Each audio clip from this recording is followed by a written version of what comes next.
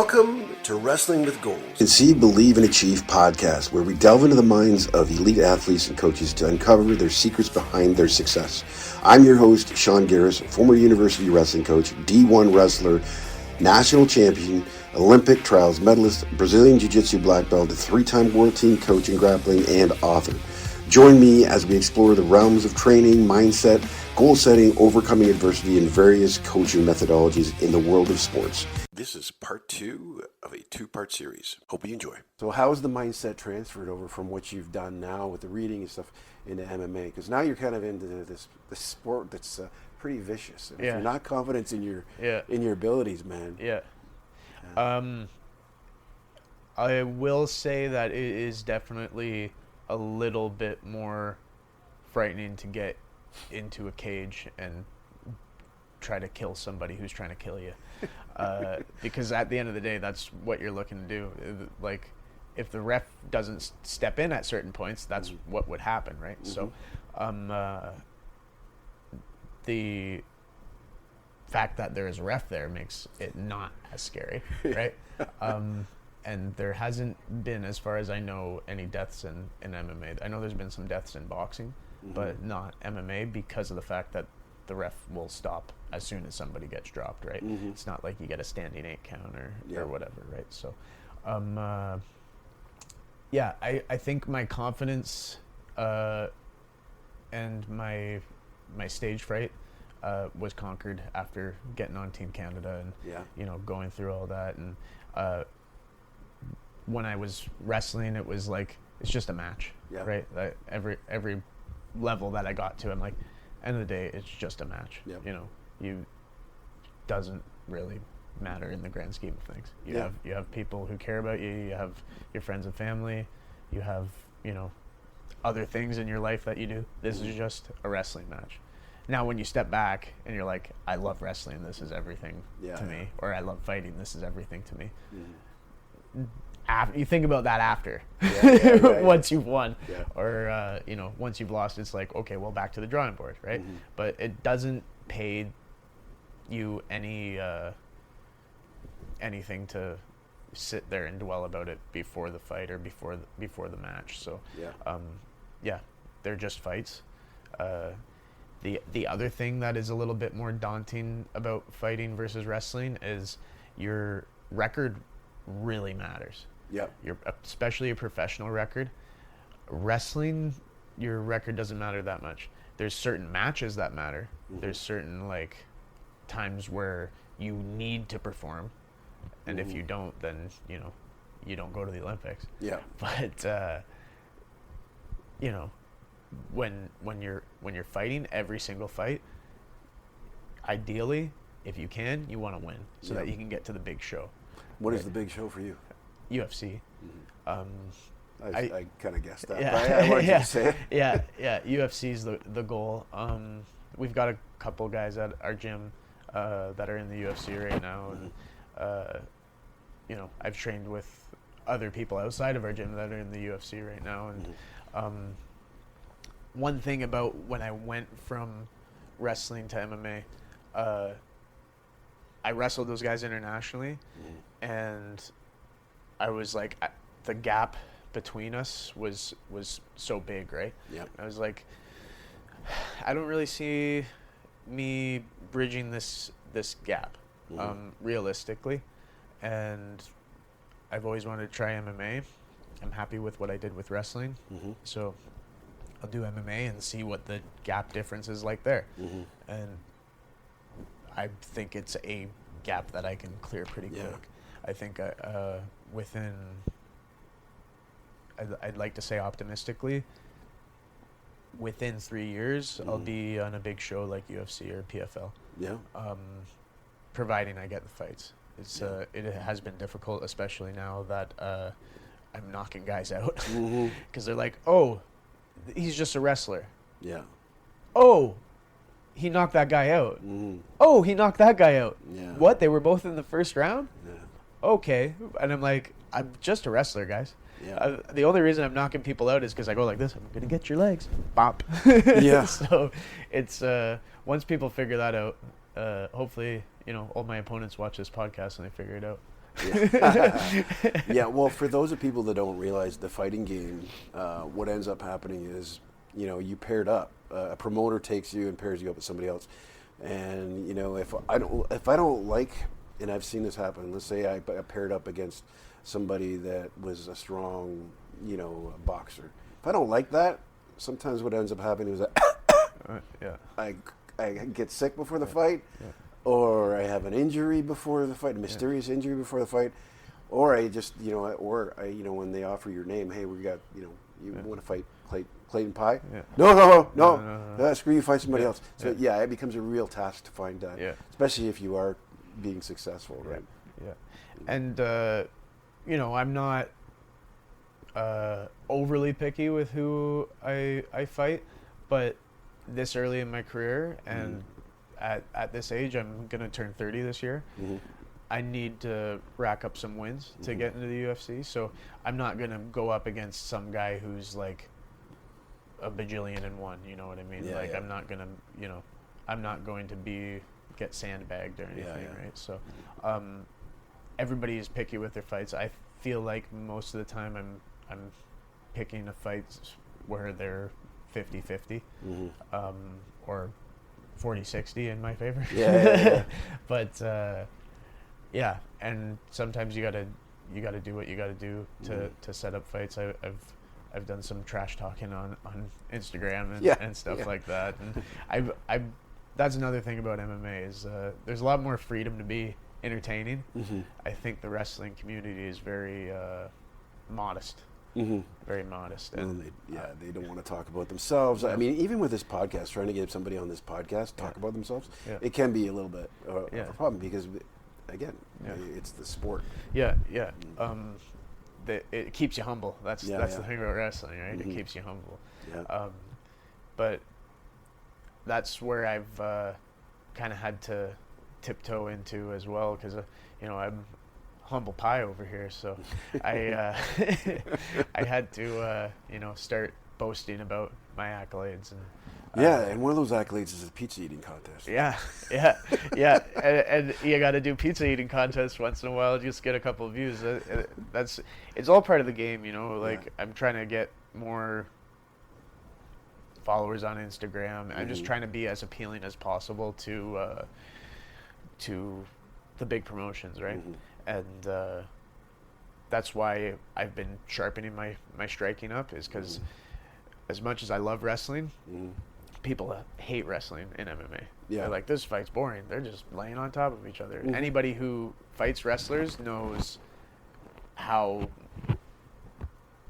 disgusting it is to be under a wrestler and they're just holding you down and you can't go anywhere. It's like it's claustrophobic. There's no word to describe it. You just feel helpless. A lot of people that you'll talk to that have been in that situation is like, would you rather have that for 15 minutes or just get knocked out in the first round? They'd probably rather get knocked out in the first round. Might not be good for your brain, but that 15 minutes of getting wrestle mauled on the wall is torture. And I think it's for people that don't understand wrestling.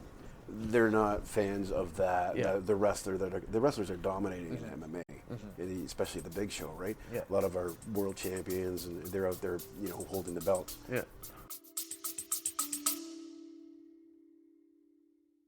We interrupt this program to bring you an important announcement. Looking for top-tier healthcare in the GTA? Look no further than the Core Optimum Health Center.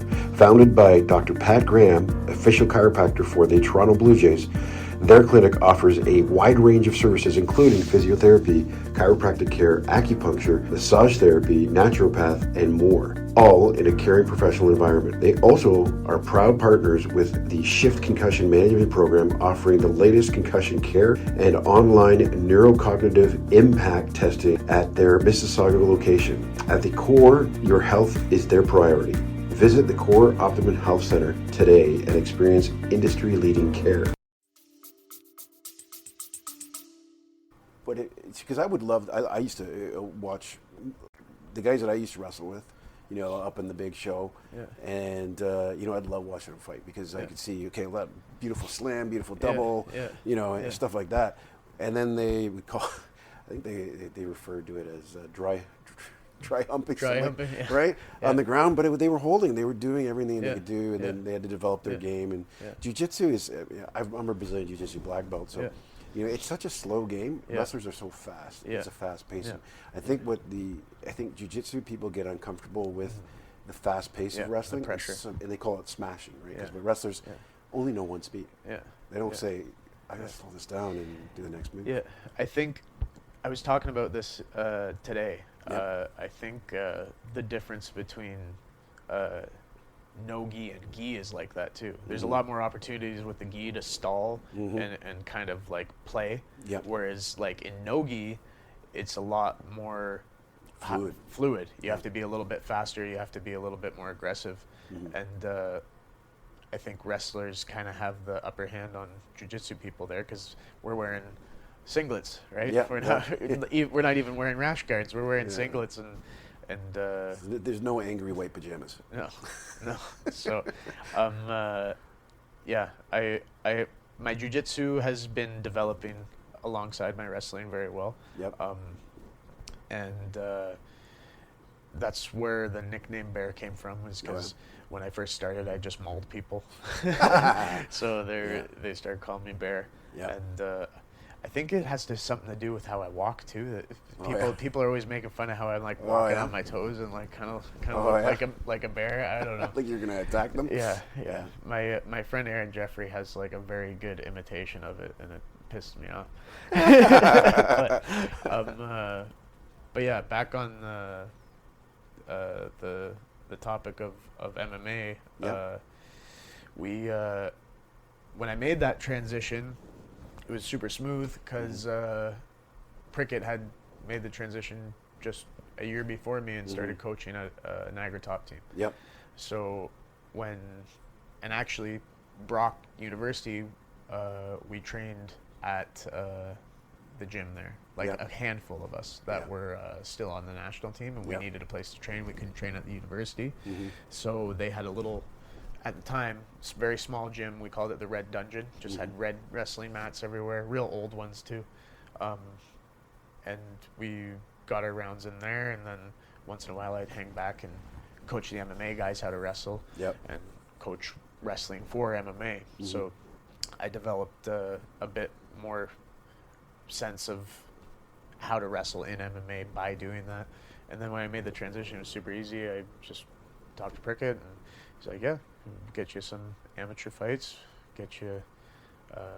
What was your mindset going into that? Because like not everybody wants to get punched in the face. Well, I'll tell you what, I've gotten more, to be fair, I've spent a lot more time wrestling than I've spent getting punched in the face. But I've gotten a lot more abrasions from wrestling practices, just practices, than I've gotten from MMA. Just big gashes all over my head and face and whatever. You're constantly in contact in wrestling.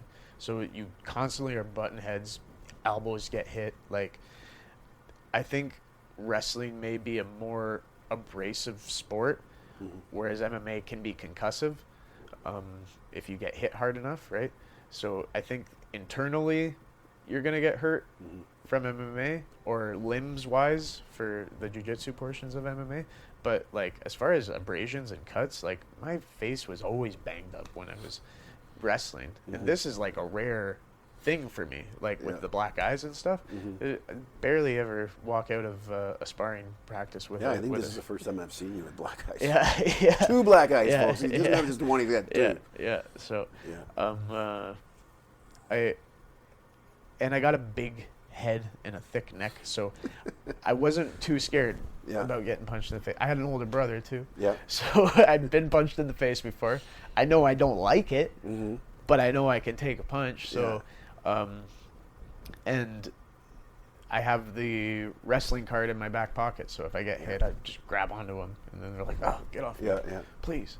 So, I can tell you, my first MMA match, first thing that happens, I get whacked in the skull And I don't even remember Yeah. what happened next, but I'm watching the tape. It was a double leg, boom, slam, and then done. Instincts take over. Yeah, instinct, which is awesome because I mean, you need those instincts if you're going to get punched in the face. Yeah. So, So your first MMA fight, right? What are you thinking? So my first MMA fight was for amateur. My first amateur MMA fight was for a promotion in Montreal called Montreal Fight League, and they had me up against a pretty good amateur. Had a few like kickboxing fights and a few MMA fights. I'm pretty sure at that point amateur, but I could tell he was a good striker, a bit taller than me, and at that time I was 180 pounds.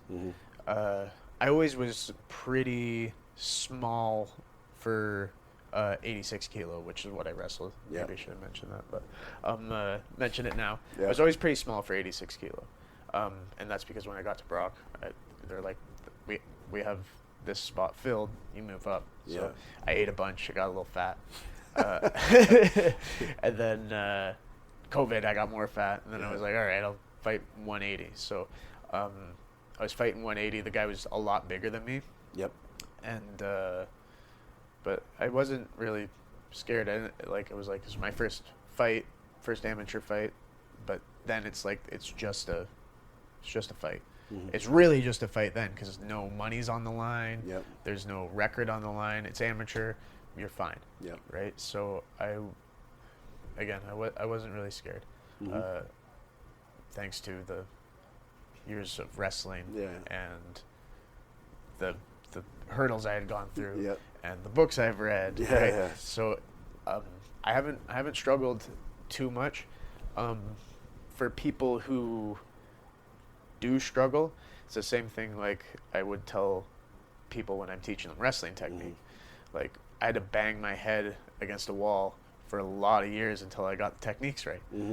And if people slow things down and they listen and they actually process, the technique, then they're going to do better. And if it's the same thing when you're dealing with nerves, if you can slow down and process what's going on, it's just a match.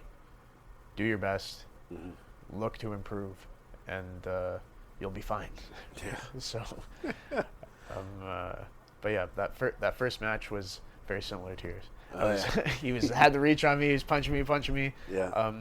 I snuck in. I got a cross, and there's a bit of a debate as to whether or not the cross put him out because when I picked him up in the double leg, he looked kind of like a little bit. Yeah, and then I slammed him on the ground on his head, and then people were saying, I don't know. I think it's like the slam that did it. I don't know. Yeah. But he was knocked out first round. That's like the Han Solo who shot first with Greedo. Right? It'll be a debate in MMA for a while now. Yeah. So had a few more amateur fights after that. Went pro, debuted in Niagara, same gym that I won Olympic trials at. Which was cool. Had 2 more fights. One in Oshawa. Again, that was against a fellow pizza eating competitor. Oh, that's the one I saw. Yeah. So fought him. He was overweight too. He was 183. The fight was scheduled for 170, and he weighed in overweight. And then he's like, "Want to make the fight 185 instead?" And I'm like, "No, we'll make it 180, and then I'll take your purse, and then we'll fight anyway." I think he was looking for his way out there. But, but yeah, had that one in Oshawa, and then I had one in Burlington. My most recent one was in the Falls again, different venue, but yeah. So, and then that's it. You're all caught up. All caught up. Yeah. Well, yeah, a little bit. You took a little bit of a vacation. I wouldn't really classify it as a vacation, but you went over to Japan. Yeah. I would. Yeah, I wouldn't classify it as a vacation. I'm certainly not going to do that on my taxes.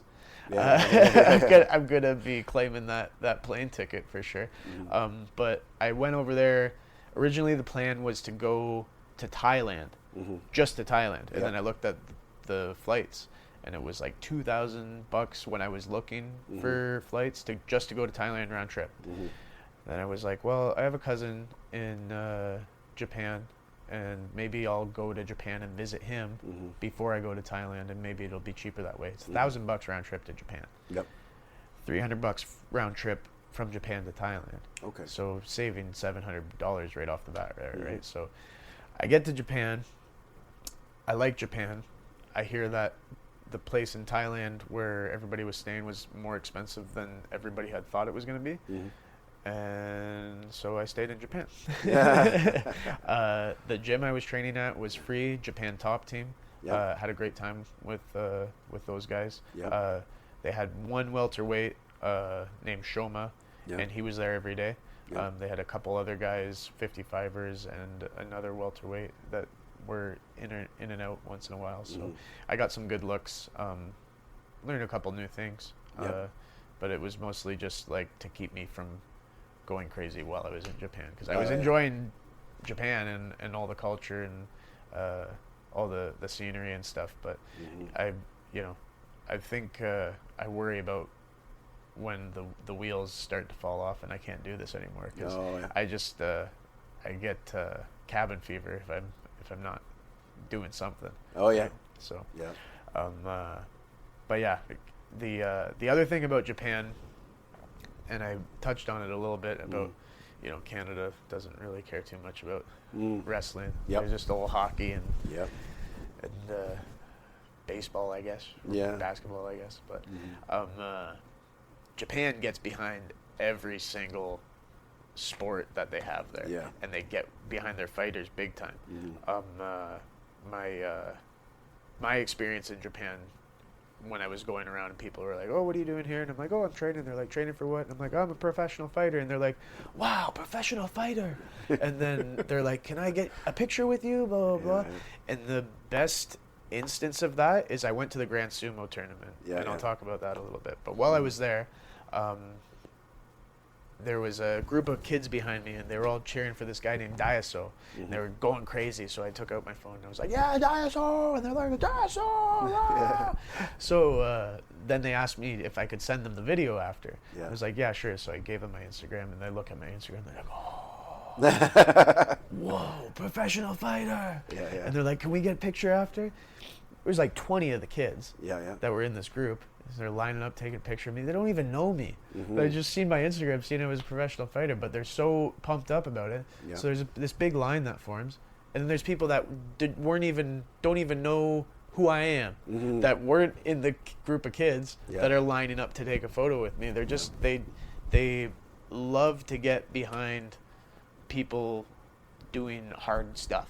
It's like, it's I wish we had that here. I wish we had that kind of sports culture here. And I think being at the Grand Sumo tournament was like one of the biggest expressions of that culture. Because here's this whole sport that doesn't exist anywhere else but here. And you'd swear it was like an international sensation, the way these guys are cheering for it. But it's just in Japan, it's crazy. That's neat. It's I think that was my dad's biggest thing with wrestling is, you cross a border and everybody lives and dies wrestling. You come over here and it's a hobby. And the last podcast I had with Gary Garfield, we talked about the reasons why and the reasons why it's happening, and I have my my reasons I think that why it's happening. We're not supported. Part of the reason why it's not supported is because we don't do a good job of promoting the sport itself. 100%. And one of the things that I talked about is my dad's book. I wrote a book about my dad. That. Yet you would think, and I was signing not autographs, but the books in chapters and stuff like that. And in London, the hometown, there was a lineup that was 2 hours long just to get the book. And that could have been a great cross promotion for either Canada Wrestling or Ontario Wrestling.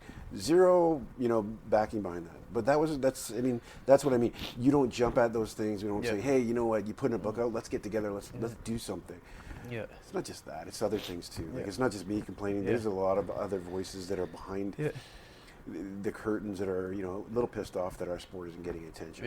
And and that's part of this podcast. not this specific one, but the reason why I came up with this is because we need to push on a spotlight on guys like yourself, guys like, and girls that are doing well. We had Maya Friesen on. We had she's great. She's great. Hopefully she's getting over that injury there. But we also had Hannah Taylor and all the Olympians came on. But she was in the house with me. She her Ligrit, Skylar Grote from the States. Oh yeah, she was on the podcast too. Who else was on the Max Budgie? I don't know if you know Max Budgie, but they were all in that house the day I got stabbed. That's my whole crew. You should have picked their brains about it. See what they had to say. Well, and I did mention your name, I think, with Hannah, and she said, obviously she probably didn't want to go into personal stuff, right?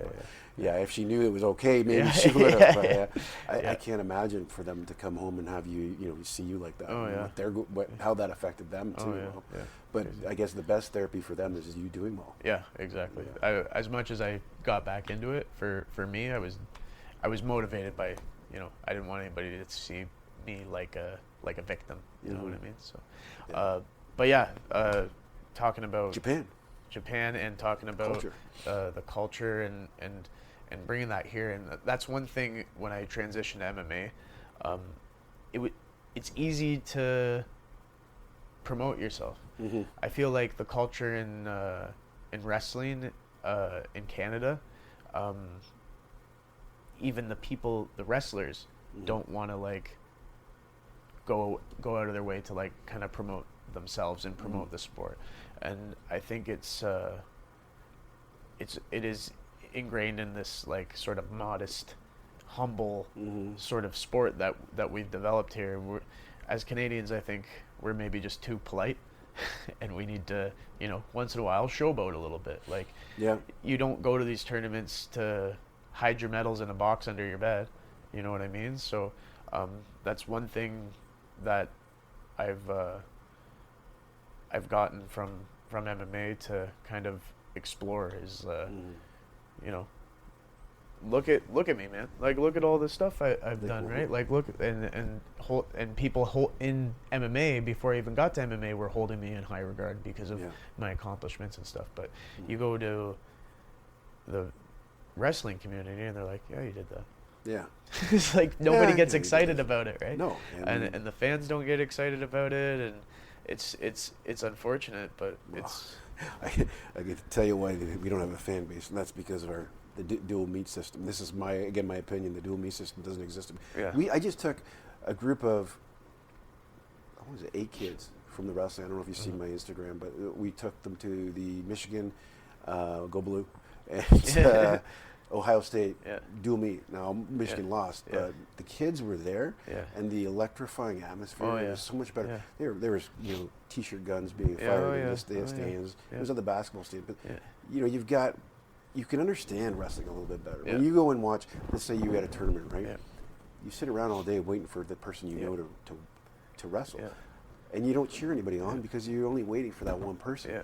With a dual meet, you have 11, 10 guys. And they're all on the same team. And they're building points towards a team goal. So, I mean, I think for me, watching the two styles and having been there, knowing which one works, which one doesn't, it just kind of kicks, I just why aren't we doing it?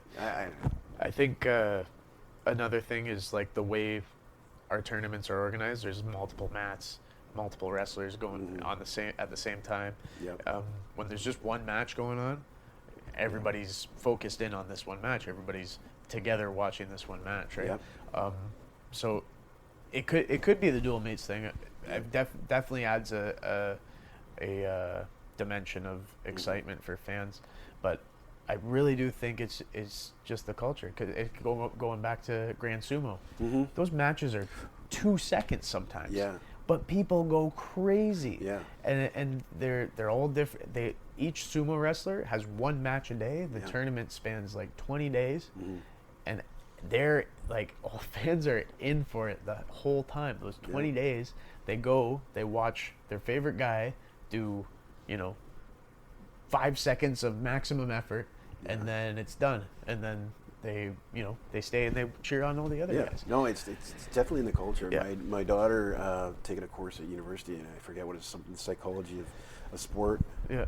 But and she was saying that there's different countries that have different methodologies or I guess mindset in the way they coach. And it definitely comes out. You see, I mean, the predominant one that we witness because it's so close is the way the Americans coach compared to where we coach. Yeah. We focus more on an effort and attitude, whereas the Americans are like, man, you're gonna die trying. Yeah. Right. Yeah. So it's when you're talking about culture, it is a different culture. Yeah. Yeah. So getting back to Japan, man, you're getting your pictures taken. You're telling them about this fights. How many more followers did you get from Japan just from that? It's crazy. I got like 250 more followers on Instagram just from Japan. Wow. And I was there for a month, which is a long time. Yeah. But every time I wasn't like doing it a lot. I wasn't like going around and be like, I'm a professional fighter. Here's my card. Like I was, I was at the gym. Yeah. My partners there would tag me in some stuff and throw it on Instagram, and then every time one of them did that, it's like, 5 new followers, and that stuff that would just happen like every day. Mm-hmm. So and then I actually got my first, this is crazy, I got my first fan mail. Oh yeah. In Japan. Really? They were so this one person was messaging me on Instagram, and they're like, I have some things for you, and I'm like, that's okay, blah blah blah. And then they would stay in touch and comment on my stuff, and then I was trying to order a little Pokemon stuffed animal to my cousin's place where I was staying, and I couldn't figure out on the website how to type in my address because it's all Japanese. So I would message them. I'm like, what do I type in here? And inadvertently, they got my address that I was staying at. So then they sent like chopsticks and like a little passport holder and this like stamp book, and I was like, wow, my first fan mail is not even from a Canadian fan. It's from a Japanese fan that didn't know who I was a week ago. So that's awesome. They love it there. Like every day I was there, I was like, I should just move here, but I don't know Japanese. I'll go back to Canada. They don't have Tim Hortons. I'm going back to Canada. That's awesome. Yeah. So what's next? Now that you've been back to Japan, where is the next fight? What's the plans? Not sure. We're looking for a fight, but I'm just sharpening up my game. I mean, I'm not in a rush or anything, but time is getting is dwindling for my professional MMA career. I need to get on one of those big shows and have a stint. So. Randy fought till he was 38 years old. Just to let you know that. Eh? No, I know, but actually, it might have been later. Yeah, 48. Yeah. You still talk to him once in a while? Or? Yeah, he actually he became I'm trying to remember, a deputy. Oh, really? In the U.S. So he reached out to me and asked me for some information. I haven't been able to get him any information on what he asked for. Yeah. So I actually should be messaging him back and let him know that there's no information for him. But he did message me and let me know about that. So, but he's doing well. He's had that heart attack where he walked himself into the emergency. He's doing those movies and stuff. I'm assuming if you ever want to go down there and train, he's probably open to it. So he's always, any time I send somebody down there, he's always. Yeah, that'd be awesome. Actually, I like before I started MMA, I wasn't really like a huge fan of any MMA fighters. Yeah. And then when I started MMA, and I was watching more fights and stuff, and I'd seen him, and I was like, he's one of my favorite fighters of all time now. Like, because one of the nicest guys out there. He's super great for me to model after as well because of my stature. Like very similar build to me and very similar style to me, and he's a wrestler, right? So it's it worked. I like his clinch game. Very Don Fry of him. Sitting here, he's switching up and just punching in there. So, well, he's got his gym in Vegas, very hot. Yeah. Believe me, if you're going to choose to go down to Vegas, do it in the winter. Yeah. But also Danny's a big or a good friend of mine too. Yep. So if you ever want to go down to Temecula and train with Hendo, just let me know and we'll set that up too. Because Although it's going to be, it's hot down there. Yeah. So the training is different. Yeah. The one thing that I had missed when I was wrestling was training trips, like going on a trip, but also training the whole time. Yeah. Like I don't really like going on a trip just to go on a trip. I feel like I'm not, like I said before, like I'm get cabin fever, and I feel like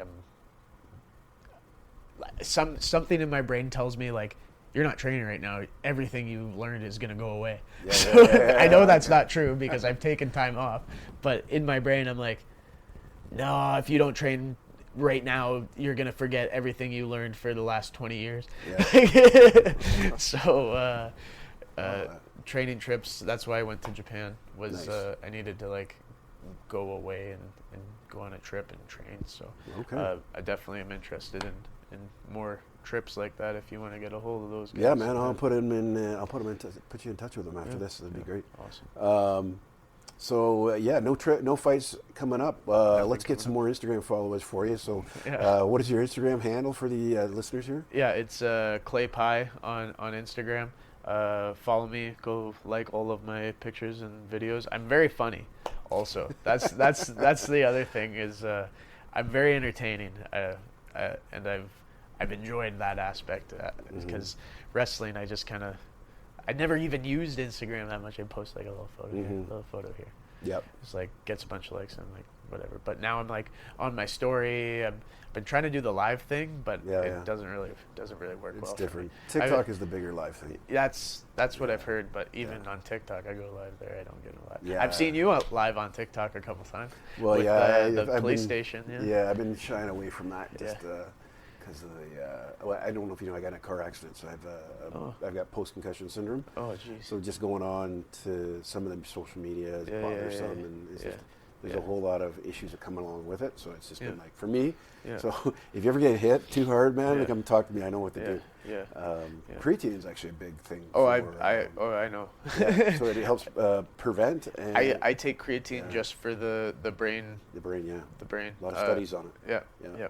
So I psych major. So there you go. Gotta protect it. Yeah, I've studied that a little bit while I was at Brock. There was actually a really good paper that came out of Brock about creatine and post concussion. And pre concussion. So I've been on that just for my brain, not for the massive guns, but that's a nice side bonus, you know. But yeah. So. Awesome. Hey, man, I don't want to take up any more of your time. Thank you for coming down to this area here to thank meet you with for me. Coming down. I'm 15 minutes away. You gotta. Well, I'm here for a conference, so I'm happy to be here. I thought I'd throw everything in the car and do a podcast, so get it up there and going. Plus, I have been off the air for I think a couple months now, just because the issues with the post concussion. So it's good, man. We're both back. Yeah. All right, man. Best of luck. Yeah. Thank you. I hope you found today's episode insightful and inspiring. Your support means the world to us, so don't forget to subscribe to the podcast and leave a comment in the section below. Your feedback fuels our journey to bring you more valuable content and stories from the realm of sports. Until next time, keep pushing boundaries, believing in yourself, and achieving greatness. Thank you for listening.